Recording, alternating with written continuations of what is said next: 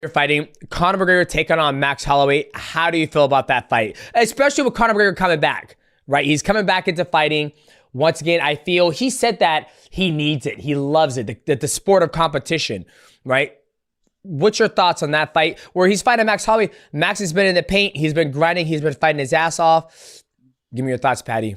I've said Conor. I think Conor's going to win.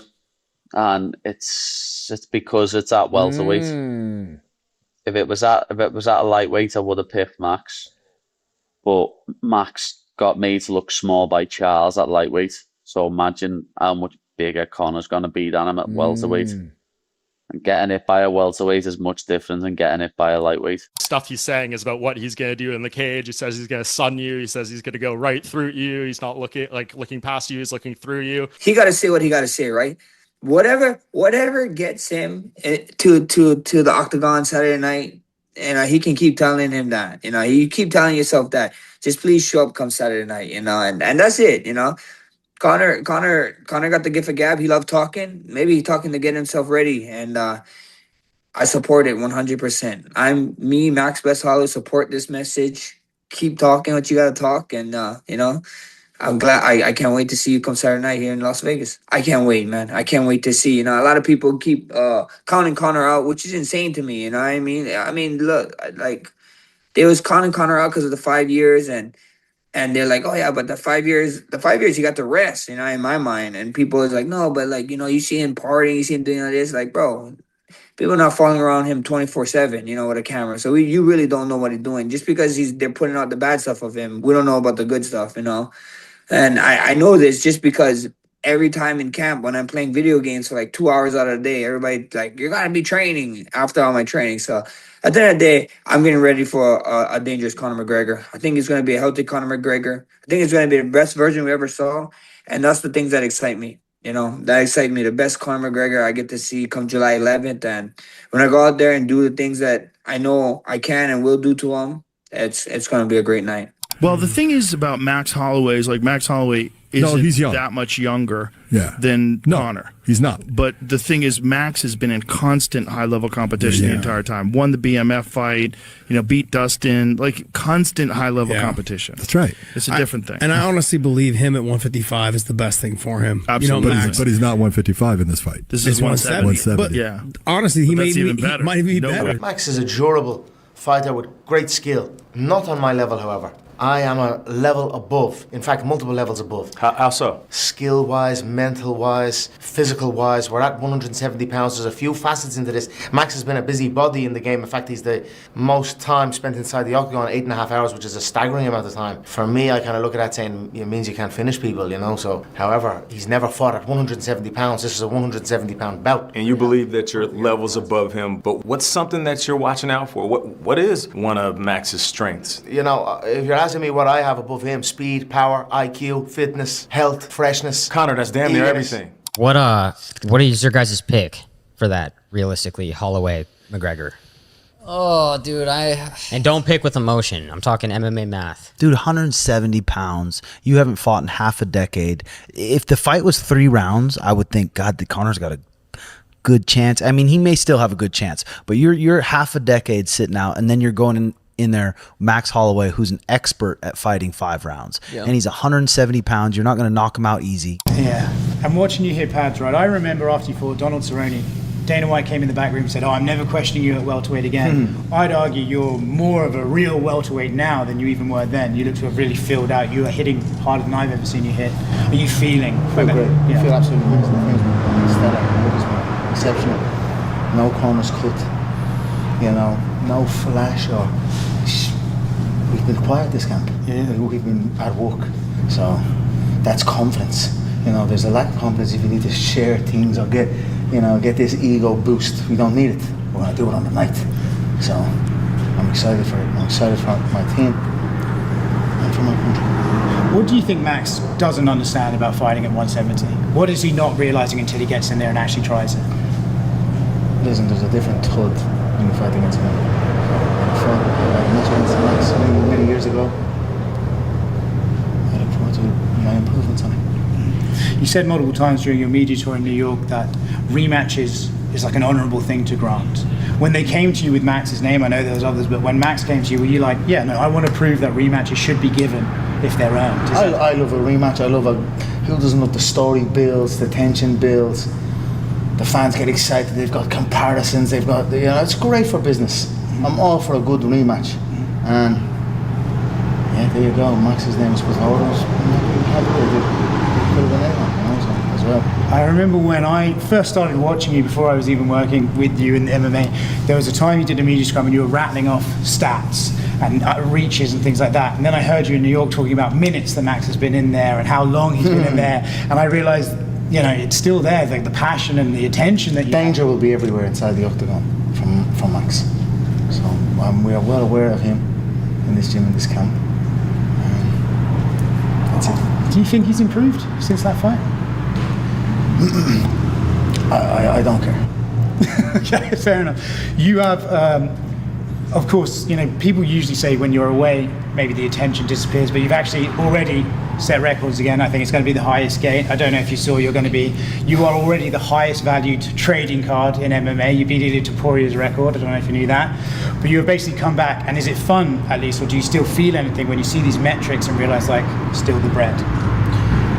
It's a lot of fun. It's more fun. It's for the fun more than for anything else. Yeah. So all of these little sweet cherries on top are beautiful and more fuel to the fire. After over a decade since their last fight, the sport has evolved beyond recognition, and the history between Conor McGregor and Max Holloway remains etched in stone. Just as Holloway cements his status as an Iron Man in the division, McGregor reappears like a ghost from the past, and he comes with cryptic warnings. Is McGregor's classic psychological warfare meant to destabilize Holloway, or is there a high-stakes collision brewing behind the scenes? Gone. Joe, it's great to be back. It's refreshing to be back. The body is invigorated. The mind is sharp and fresh and ready to go. I'm ready to enter this brutal business as a ruthless fighter once again. And I'm very, very excited and happy. McGregor relishes the brutality of the fight game. He understands a fundamental truth that everything he wants lies on the opposite side of discomfort. The Irishman is returning from an injury that destroys an ordinary man, fueled by a desire to achieve something that has never been done before in combat sports. It is a warning from a man who has been to hell and back and welcomes the cage with open arms. Furthermore, McGregor's hunger is spilling over into his words into a psychological demolition for Holloway. He treats the legend as an unruly child who needs to be put in his place. McGregor isn't just saying he's going to win, he is acting like he's completely untouchable, treating Holloway's striking like it's amateur hour. By bragging that he'll walk out of the cage without a scratch, McGregor is trying to mess with Max's head. He wants to turn what should be a competitive fistfight into a psychological mind game before either man even laces up their gloves. 70 pounds, I've done it and I've experienced it. I've experienced the difference in camp, the difference in carrying the weight, the difference in the opponent being able to absorb the damage.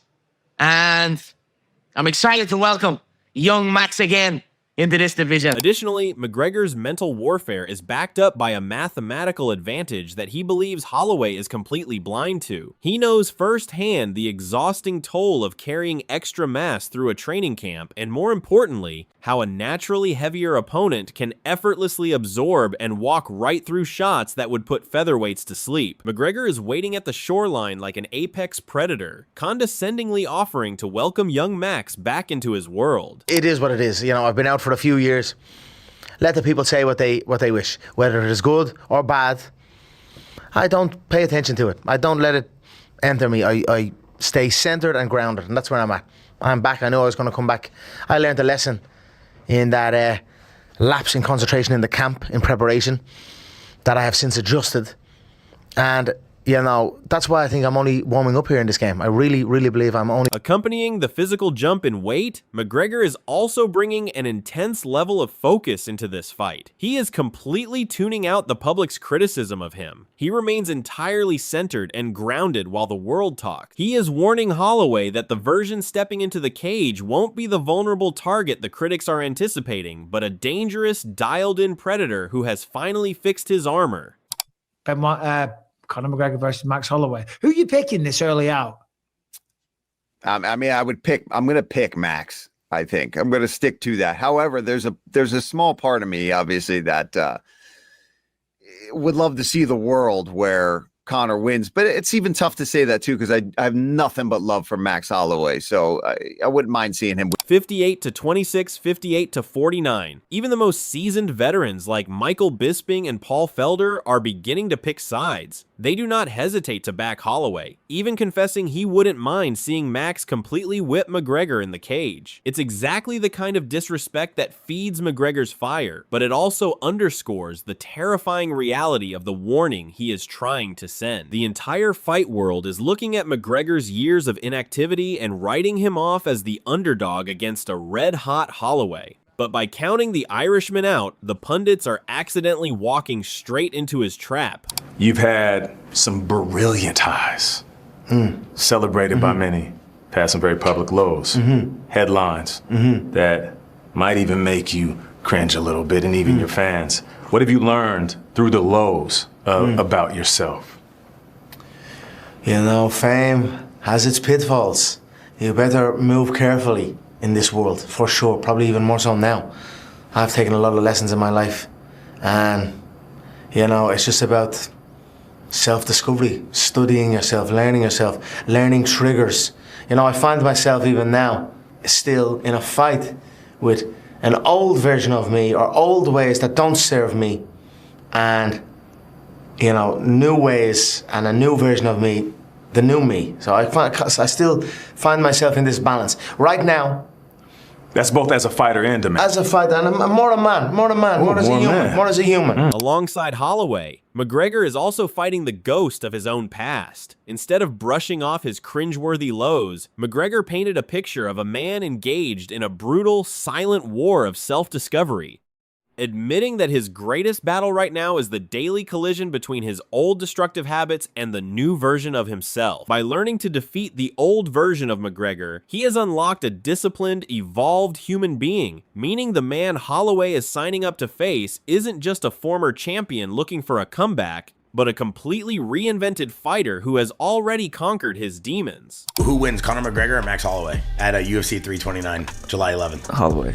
Really? It's going to be dangerous for Max early, though. Listen, me and Conor aren't exactly friendly. But what I'm saying is, so I'm not saying this from a perspective of we're friends and we're buddies. He was the 2 weight division champion. You know what I'm saying? And yeah, he made all this money and all the rest of it. But the man's the most powerful tool. Yeah. And the guy that was there, all right, granted, it was a long time ago, 2016. But if the motivation's strong enough, he can come back and look really good. And yeah, he was flipping out at Max the other day in that interview. Did you see that? But he was playing the game. He was promoting the fight, hyping it up big time, and he looks good, you know, like he looks like he's training and taking the camp seriously. And if he is doing that, I'm telling you. But I think Max is awesome on the feet, but Conor's got the power early. Considering this, Bisping is forced to hold the candle up to McGregor as well. He cannot be underestimated, and if McGregor's motivation is pure, his return could be devastating.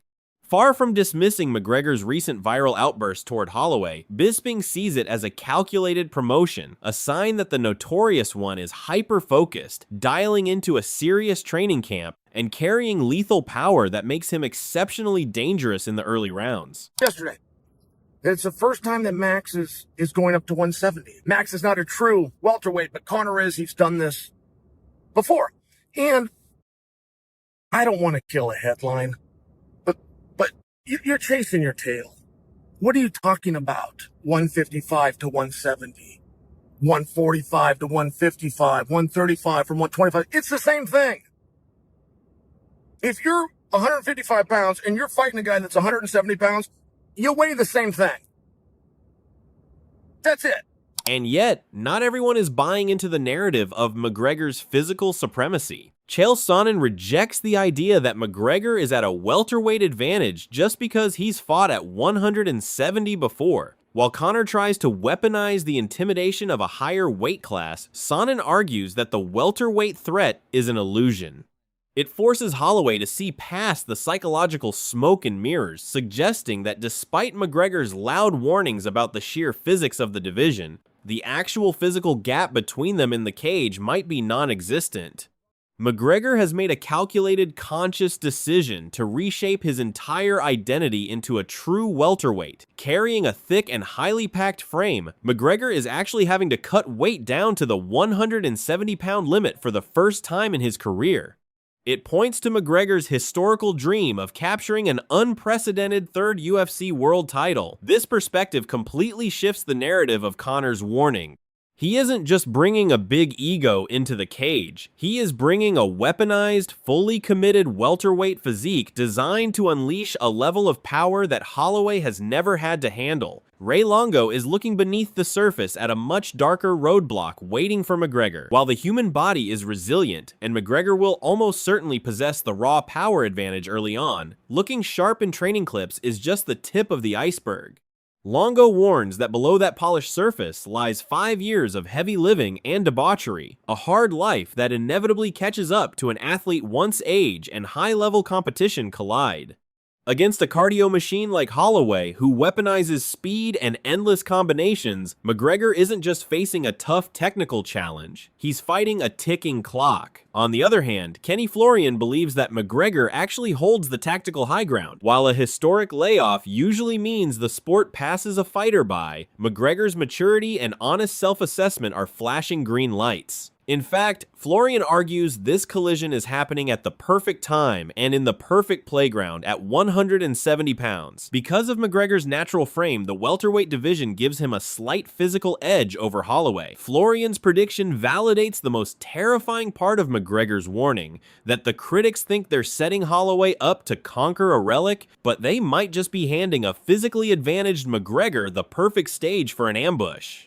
Dustin Poirier's verdicts serve as a reality check for McGregor's grand ambitions, flatly picking Holloway to walk away with the victory. A prime, vintage version of McGregor absolutely possesses the tools to defeat Max. A catastrophic leg break may have permanently robbed the Irishman of his timing, movement, and athleticism. While McGregor is busy trying to convince the world he is a re-engineered monster, the man who broke him expects Holloway to prove that the notorious era is officially a thing of the past. At the end, all the warnings, predictions, and theories about McGregor's comeback won't mean a thing when the cage door closes. He has spent weeks trying to get under Max's skin, warning him that he's about to face a completely upgraded version of the notorious one, but despite all that confidence, the stakes are incredibly high. If McGregor is right, July 11th will bring the most mind-blowing comeback in sports history. But if Holloway just walks right through those mind games, McGregor's big threats might just be the sad final chapter of his legendary career. Either way, when they finally step into the cage, the talking stops and the chaos begins. Let us know what you think in the comments and subscribe for more exciting content.